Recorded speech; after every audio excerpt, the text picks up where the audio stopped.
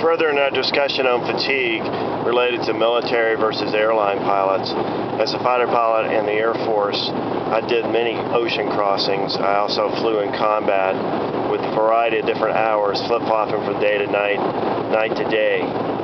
So fatigue was an issue, a lot.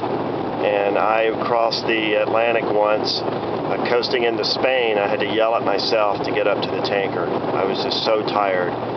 We had several guys who were micro-sleeping who we had to yell at over the radio to wake them up. So in a fighter, fatigue is a factor, and there's been a lot of mishaps in the fighter world because of it. And in the airline world, we got two guys in the cockpit, and it's not a very demanding cockpit environment like a fighter. However, fatigue can set in because it's so boring sometimes.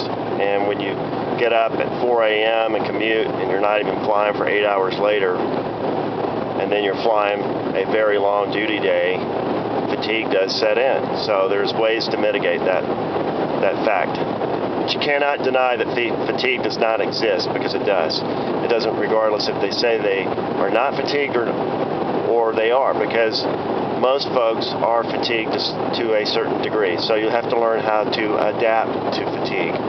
Adapt to fatigue is the key, and that's exercise. And I do P90X on the road.